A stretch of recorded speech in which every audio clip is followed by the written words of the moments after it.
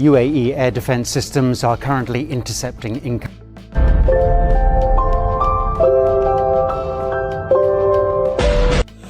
दोस्तों, जिस बात का डर था वही हुआ। अब बताया जा रहा है और खुलकर सामने आ रहा है कि सऊदी अरब में इस जंग के दौरान पर काफ़ी बड़ा नुकसान सऊदी सरकार को उठाना पड़ा है। हालांकि इस रिपोर्ट के दौरान पर कहा गया है कि जंग के सीज़फायर के ऐलान होने के बाद में जो सऊदी अरब पर अटैक हुआ था उसमें बताया जाता है कि रिफाइनरी प्लांट पे और वहाँ के काफ़ी बड़ी तबाही मचाई है और यही 4 लोग जो सऊदी शहरी हैं वो काफ़ी घायल भी हो गए हैं। दोस्तों, आखिरकार ये मामला जो है अब धीरे धीरे खुलकर सामने आने लगा है। जिस देशों में काफ़ी बड़ा नुकसान हुआ है, आप जानते हैं कि ये लगभग 40 दिन के जंग के दौरान और मिडिल ईस्ट में चल रहे तनाव के बीच में काफ़ी देशों को काफ़ी बड़ा नुकसान उठाना पड़ा है। हालांकि रिपोर्ट के दौरान पर कहा गया है कि सऊदी अरब की उन इलाकों में हमले हुए थे जैसे कि सऊदी अरब की दम्माम रिफाइनरी रास तंदूरा पर हुआ था, जुबैल में हुए थे, और कहा गया है कि एम्बोब में जो सऊदी अरब की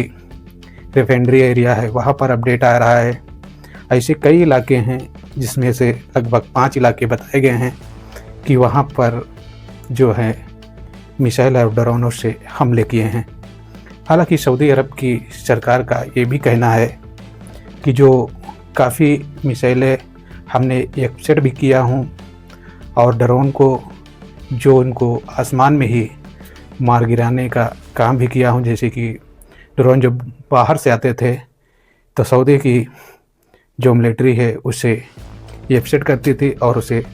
आसमान में ही तोड़ देती थी, लेकिन उसका जो मलबा रहता है इधर उधर गिरने के बाद में वही लोगों को नुकसान पहुंचाता था। आखिरकार दोस्तों, अब देखा जा रहा है कि ये जंग का जो इस समय पर मोड़ चल रहा है, जैसे कि आपने देखे होंगे कि 7 तारीख की रात में एक बहुत बड़ा बैठक के दौरान पर ट्वीट आता है जो अमेरिकी राष्ट्रपति डोनाल्ड ट्रंप की तरफ से, और ये ट्वीट पाकिस्तान के प्रधानमंत्री नवाज शरीफ के द्वारा से ये सीज़फायर का ऐलान किया जाता है कि लगभग 2 हफ्ते तक अब ये जो तीनों देशों में जंग जारी था इसे बंद कर दिया जाए। हालांकि ईरान जो रहता है इस बात को लेकर अपडेट भी जारी कर देता है और जंग को समाप्त कर देता है। 2 हफ्ते के लिए जो सीज़फायर का ऐलान था उस पर अटल हो जाता है, लेकिन अगले दिन कुछ ही समय के बाद सीज़फायर के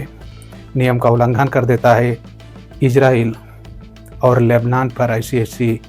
जगहों पर लगभग 10 मिनट के अंदर में इतनी बड़ी तबाही पैदा कर देता है कि वहाँ पर माहौल काफ़ी खौफनाक बन जाता है। जैसे कि आपने वीडियो में भी देखे होंगे कि वहाँ 10 मिनट में लगभग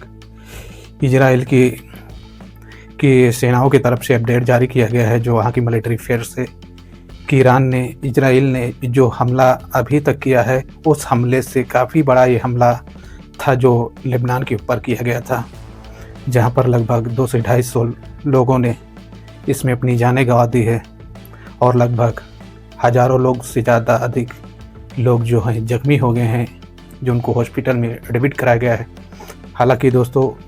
यहाँ पर देखा गया है कि इजराइल ने सीज़फायर का उल्लंघन किया है और करने के बाद में अब देखा जा रहा है कि जो इसमें बात विचार चल रही है कि अगर ऐसे ही चलता रहेगा तो ईरान जो सीज़फायर पर अटल हुआ है वो सीज़फायर का कैंसिल भी कर सकता है। देखा जाता है कि आने वाले दिन में क्या नतीजा सामने आता है। और कुछ अपडेटें जो यूही सरकार की तरफ से निकल के आ रही हैं कि आप जानते हैं कि सबसे ज़्यादा जो अटैक है यूही पर हुआ था और यूही सरकार जो है वहाँ पर काफ़ी सख्त कर दिया गया था कि जैसे सोशल मीडिया पर कोई अपडेटें और अजनबियों को अलर्ट जारी कर दिया गया था कि अगर कोई भी अपडेट इधर उधर किसी के बीच शेयर करते हैं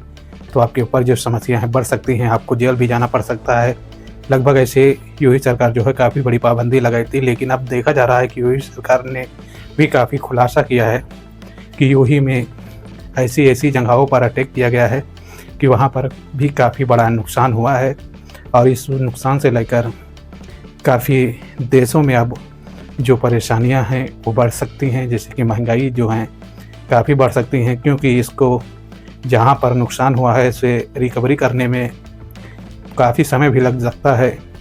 3 से 4 महीने रिकवरी में लग सकता है और लगने के बाद में जो महंगाई की पोजीशन है वो आगे बढ़ सकती है। और इसमें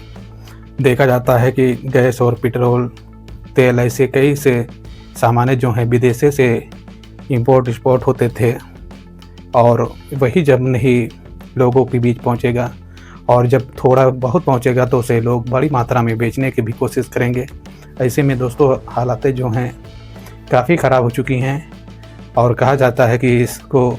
रिकवरी करने में अभी काफ़ी समय लग सकता है। और ऐसे में देखा जाता है कि अगर अभी जो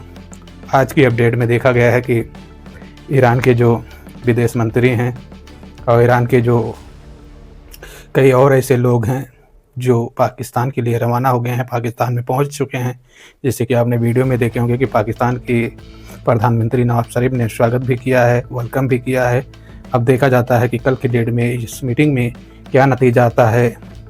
या ईरान ये अपनी सीज़फायर जो है इस पर ख़त्म कर देगा या इजराइल इस सीज़फायर का उल्लंघन कर सकता है।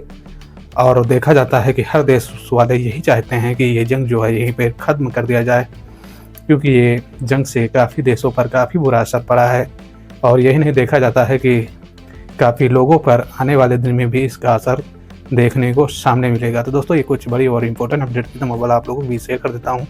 वीडियो में कुछ जानकारी मिलेगी तो चैनल को लाइक और सब्सक्राइब जरूर कर लेना और हमारी वीडियो के उद्देश्य और किस रास्ते से देख रहे हैं कमेंट सेक्शन में अपनी राय जो है जरूर देना। मिलते हैं एक नेक्स्ट वीडियो में। जय हिंद, जय भारत।